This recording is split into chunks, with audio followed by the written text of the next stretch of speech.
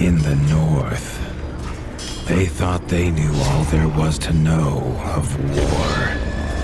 Until the War of the Rift. While the Southern King hid, warm in his keep, the Darkwings cut their bloody trail from frozen north to Winter's Edge. Alone, the Warden and his small garrison turned their whiskers to the icy wind. At the end of hope, in a last barrage, they wiped Batkind from the land and memory. With no sign of the Darkwings' return, in time, few believed them little more than a fairy's tale. But at Mount Cauldron, time had been all they needed. An old enemy claws free of their icy tomb and hungers for vengeance. But not all is lost. King Rattus brings north a cause for hope.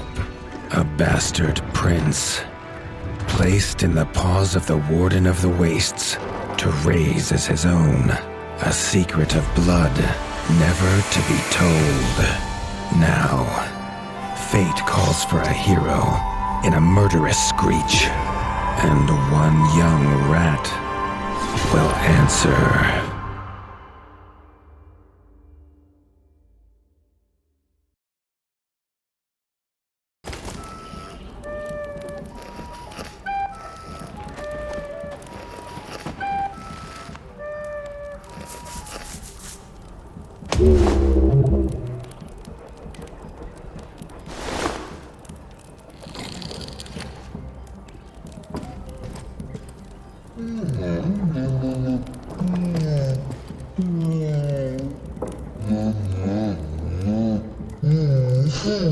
The stomp of his father's boots on the stair was how every morning began for Arlo.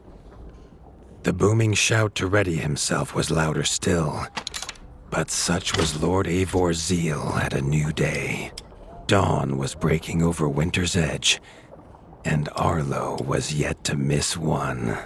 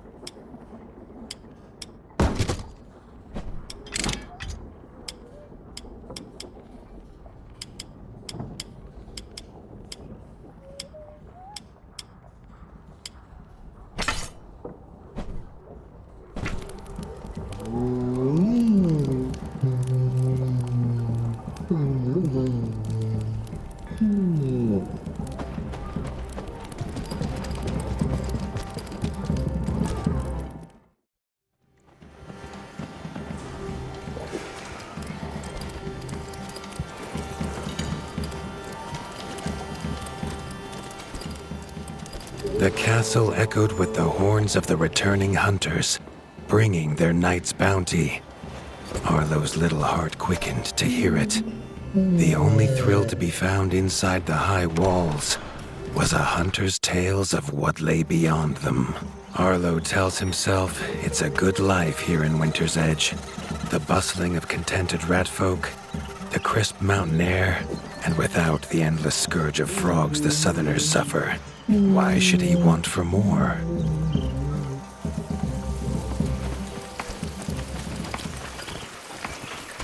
Tiki's shop was perhaps Arlo's favorite, as the shopkeeper had wares from far and wide. But getting him to part with his curiosities was never easy.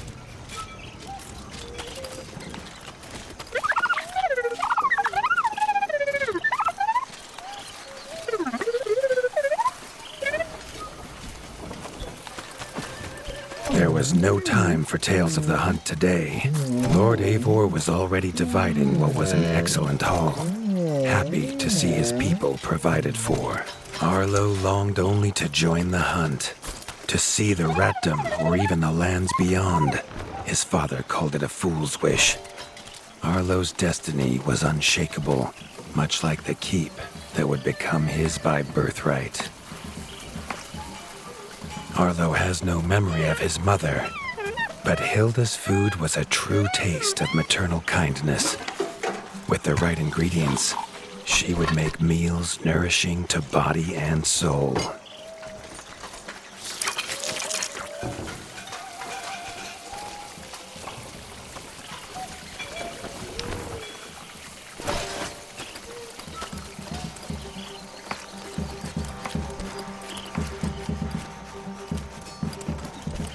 Chief Mason Leaf was the rat Arlo most admired.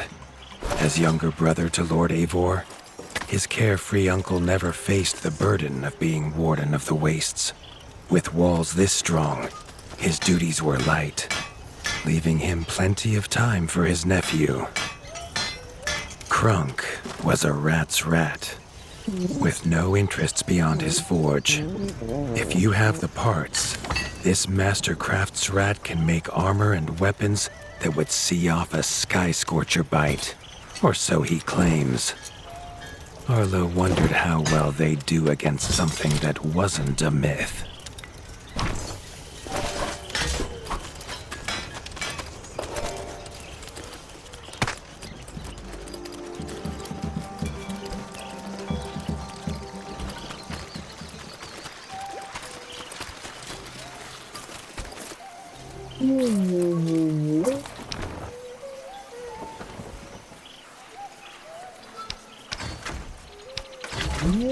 The hunters had brought unwelcome news.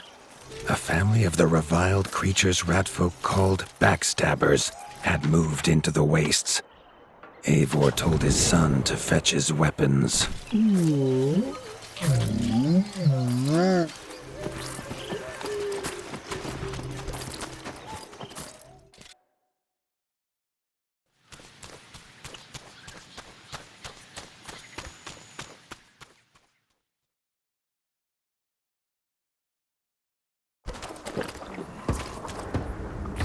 His father had no explanation for suddenly taking Arlo on a hunt. It even gave the hunters pause. Arlo had been taught to fight, and better than most. But rarely had he been tested. He was determined to prove himself. The rugged terrain of the outskirts could have taken all day to traverse, but Arlo's trusty grappling hook allowed him to swing between its many crevices. Arlo liked the feel of a sharp axe cutting through the vines. The wilds were part of his home, and nothing in them would frighten him. The famous frostberry bushes of the wastes were in full fruit already. Their juice made a healthy tonic, though Lord Eivor preferred them fermented. His father was a sturdy rat, built for strength, not speed. So Arlo found it curious that he challenged him to a race. The prospect of the hunt had filled Lord Eivor with a vigor that his son had not seen in years, or at least since breakfast.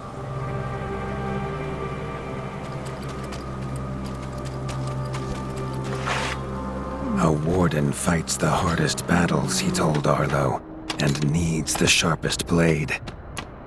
With that, Eivor gifted Arlo his own sharpening whetstone. Whether these beasts were named for their spines or for some past unforgivable deed, no rat knew. Either way, Arlo was about to find himself at the pointy ends of this brood. Even young backstabber red attacks were brutal, but a well-timed dodge would see Arlo escape unscathed. This backstabber lived up to its name with its deadly white attack, but Arlo's shield could block the deadly spikes.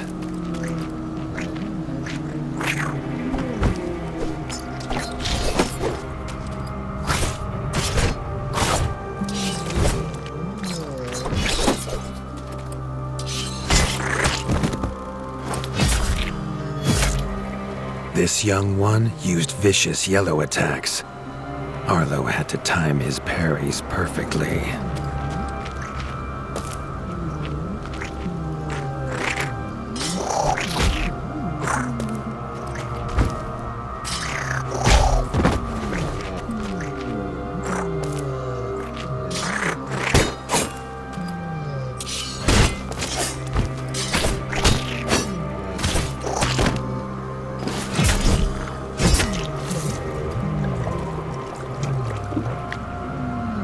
This mother had left her young to fight alone, but the same could not be said of Lord Eivor as he leapt to his son's side.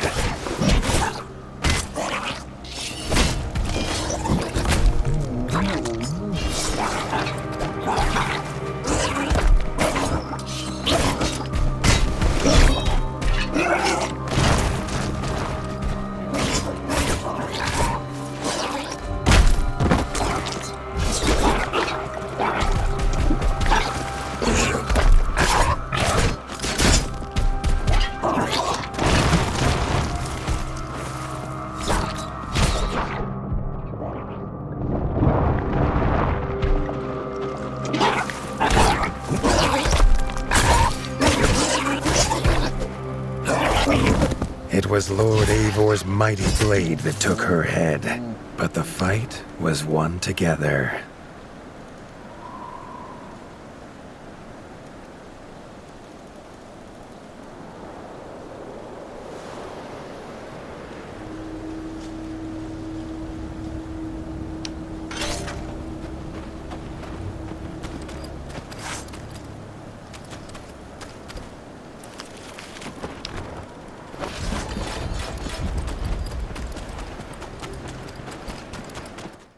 Arlo basked in his father's pride, almost as warm as at the fire inside Winter's Edge.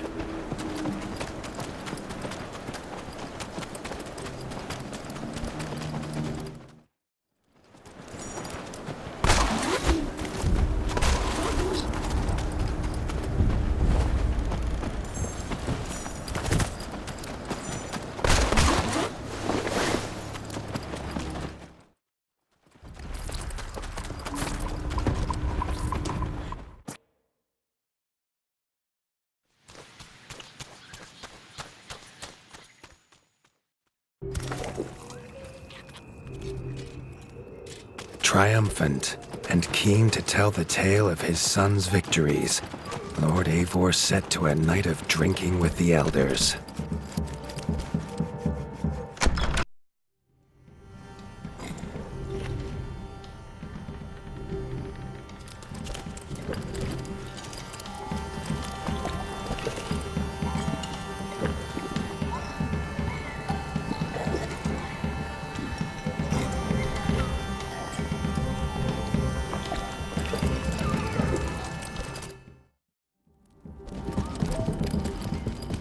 Arlo was reluctant to return to his bed, wondering how long he must wait to hunt again.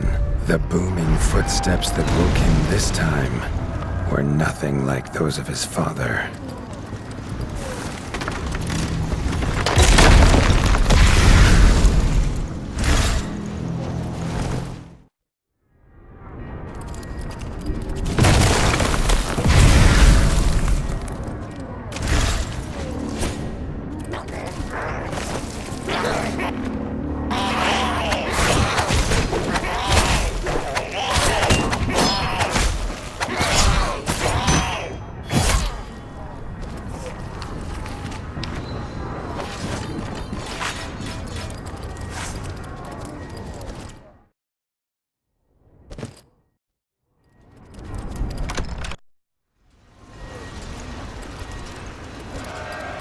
Found his father.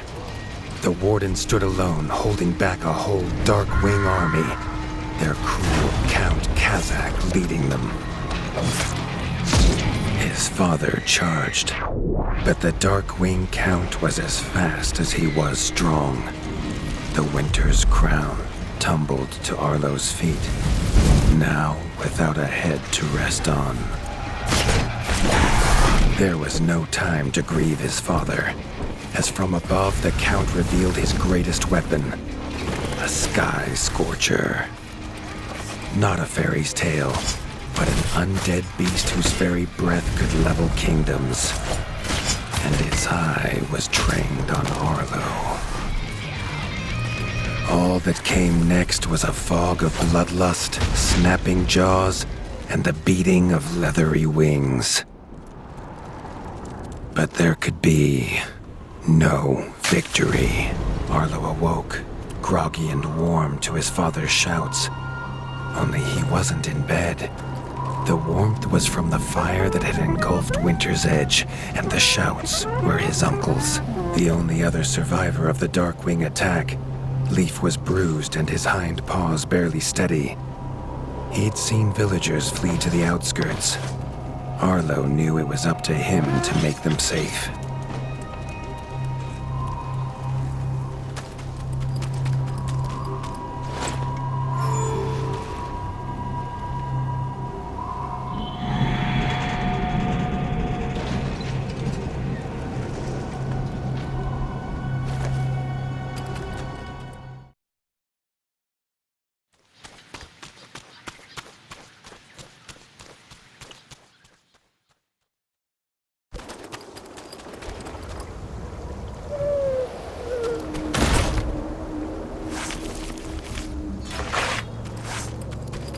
He'd know these anywhere.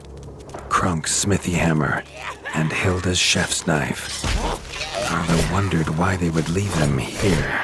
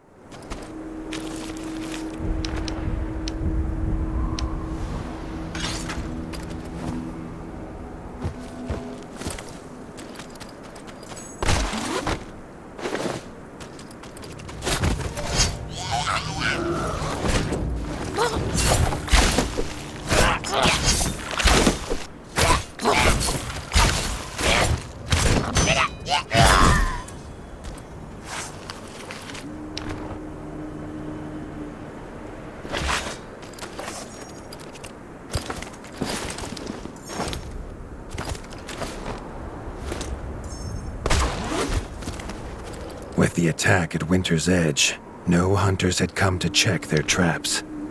Arlo thought he might find a use for them.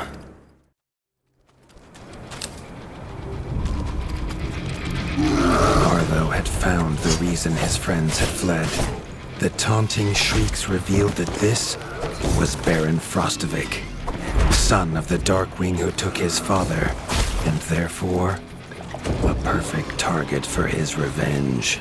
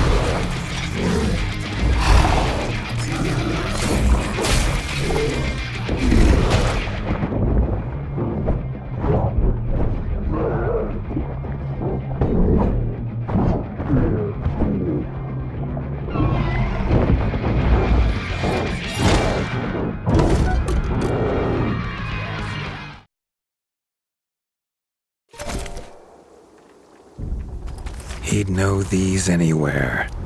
Krunk's smithy hammer and Hilda's chef's knife. Arlo wondered why they would leave them here.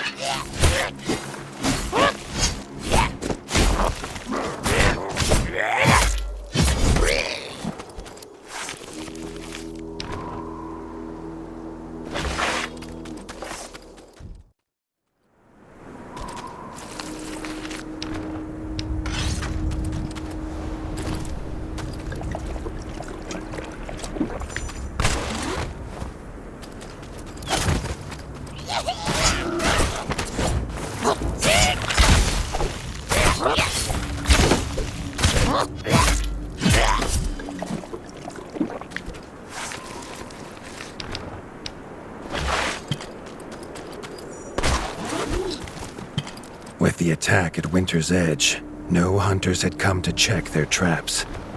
Arlo thought he might find a use for them.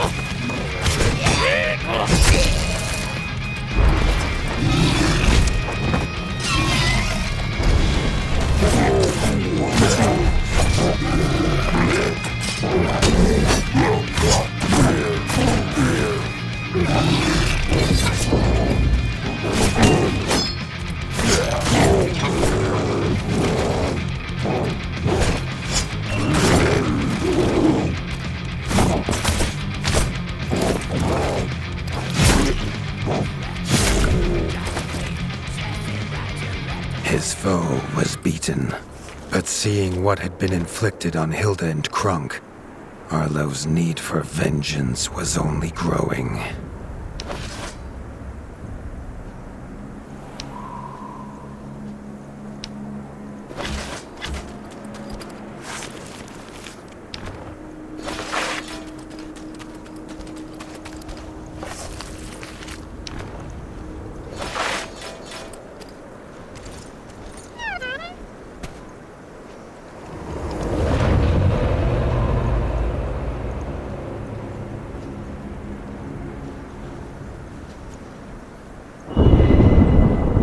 Suddenly wished to be within the walls of Winter's Edge, to hear the boot and boom of his father at dawn, a sound he realized he'd never hear again. He needed to return to whatever was left and make his plan.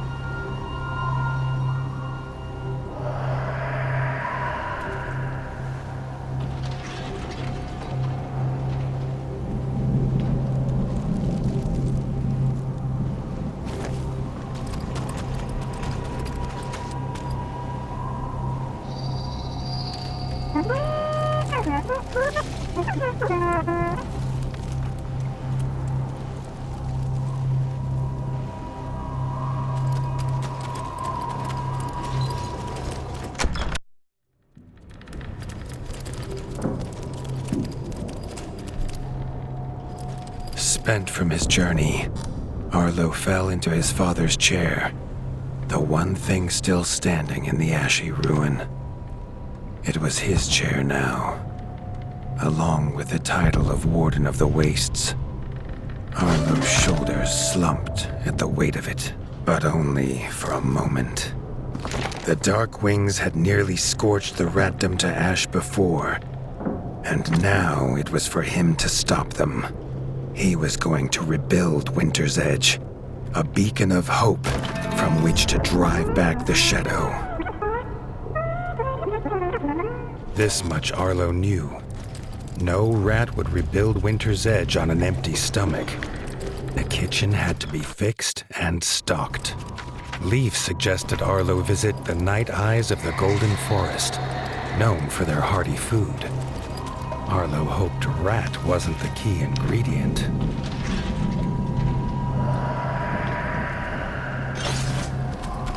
The smoke had attracted help in the unlikely form of a pirate. Captain Blacktail had seen many towns razed in his years, usually by his own paw, a fact he chose not to mention as he offered his services. The ship King Rattus's Revenge would take the young warden wherever he had need to go.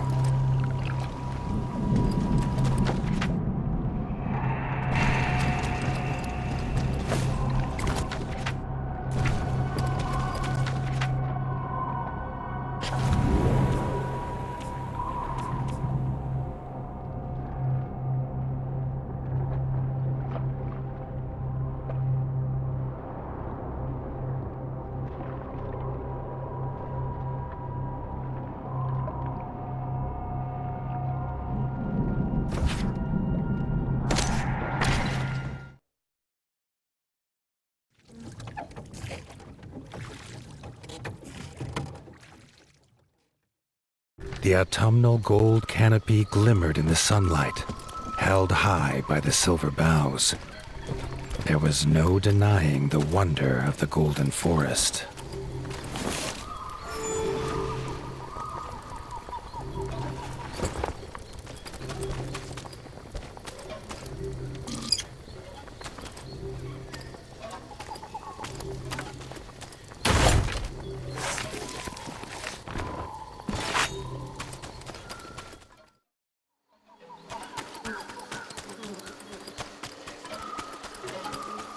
The peace Arlo found beneath the leaves was not to last.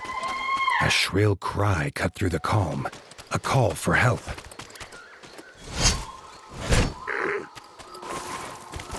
The hoots came from inside the bug farm, along with a stench of pond scum and villainy. A frog trap.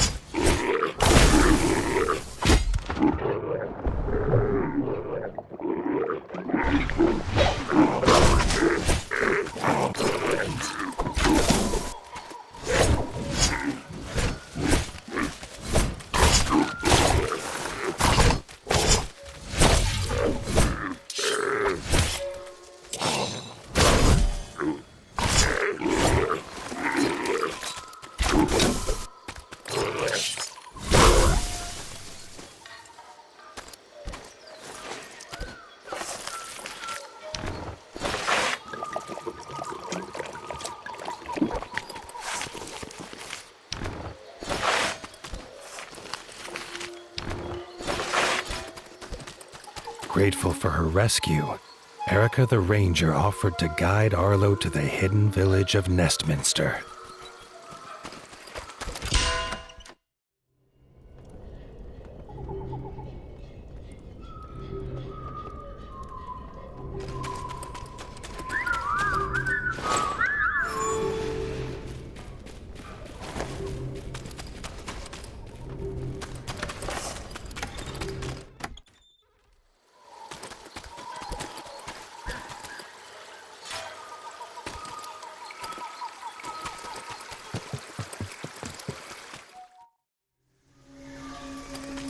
Nestminster's entrance was guarded.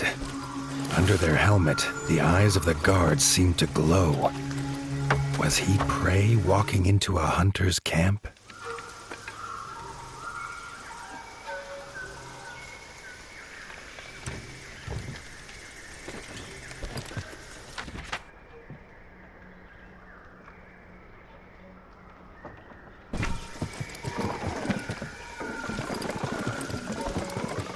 Arlo could not help but gasp at the sight. He had never seen a place so ornately crafted. It was nothing like the cold stone of home. The Parliament was deep in session when Erica and Arlo entered. The Night-Eye elders listened, still as statues, to the pleading of a chef whose daughter Frey was missing. Erica threw herself forward, proclaiming she would rescue the chef's daughter and needed no help. Then she was gone, leaving Arlo to face the elders alone. The elders' staring eyes unnerved Arlo, but when they asked him to protect Erica, he did not refuse.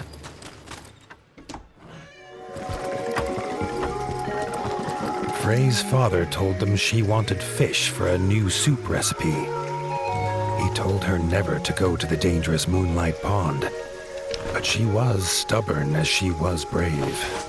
The chef handed Arlo a few poison antidotes without explanation. Arlo wondered what could go in soup that would have him so scared.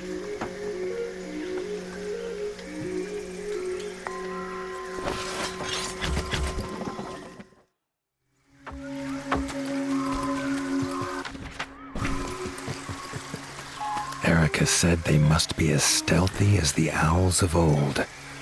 She gave him a bow carved from the silver boughs, quiet as a whisper and deadly as a talon.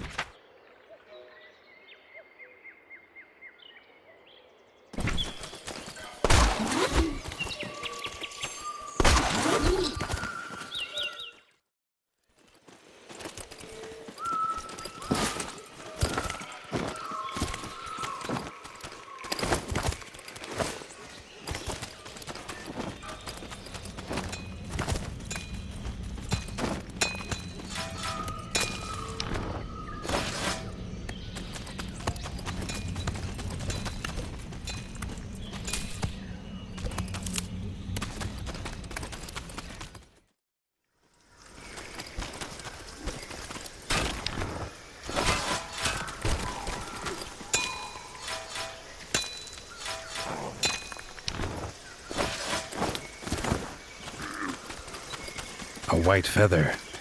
Erica knew it was Frey's. They were on the right path.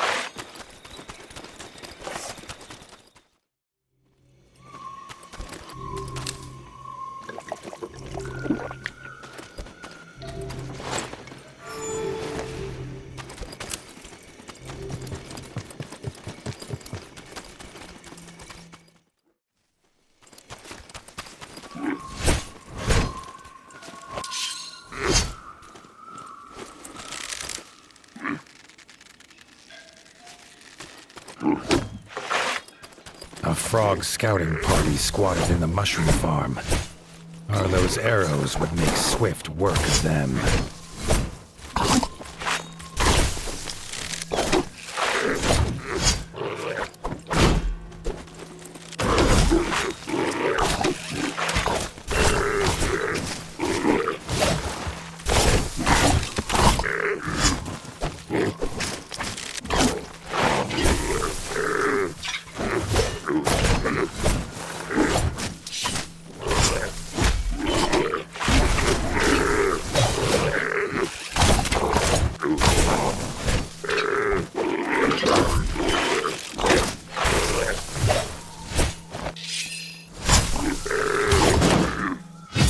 farmers emerged, shaken but grateful.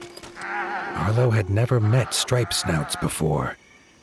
Badger brothers Marco and Lorenzo's keen eyes had seen Frey go by, headed for the pond.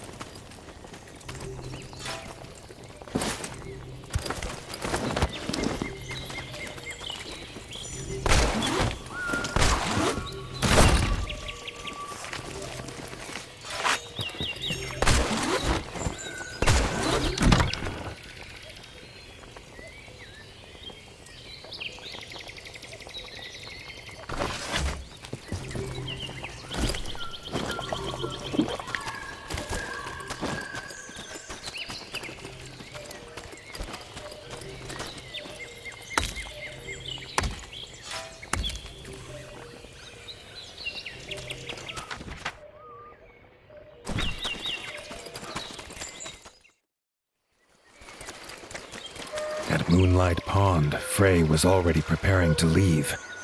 Her hunt, it seemed, was not done. With a hoot about an egg, she was gone.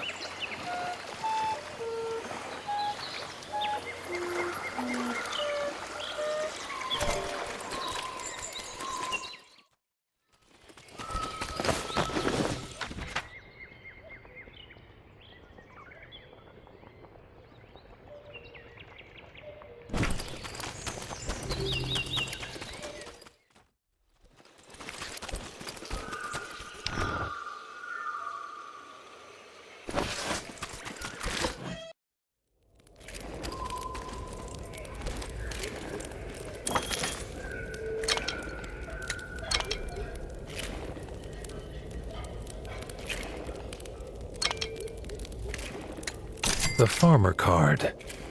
What it lacks in power, it makes up for in its positive qualities.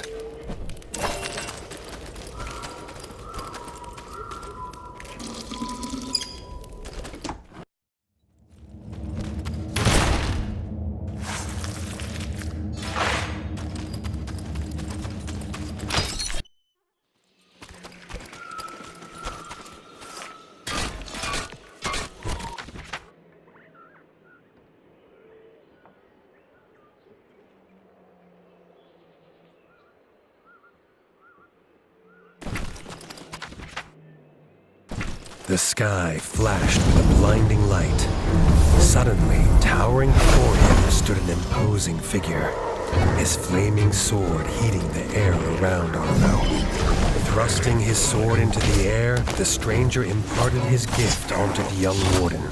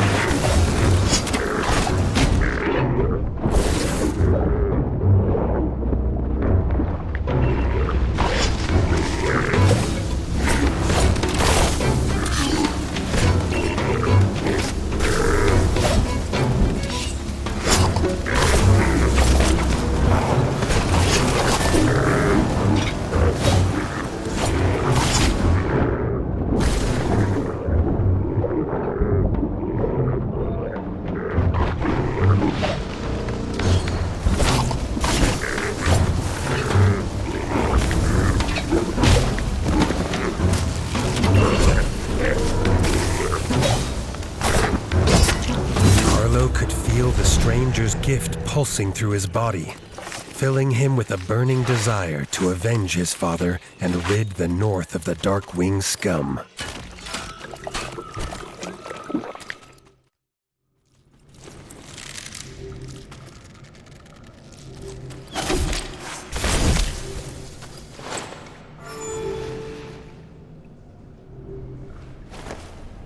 Tunnels are rarely used by Night Eyes, who prefer an open sky above.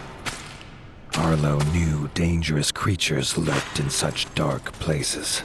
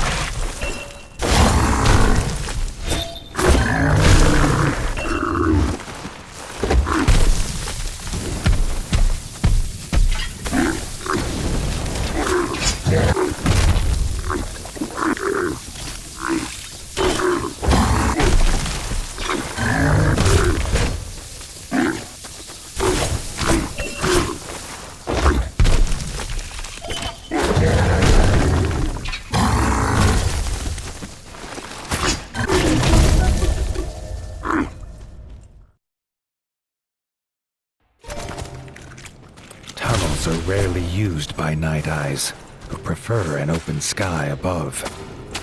Arlo knew dangerous creatures lurked in such dark places.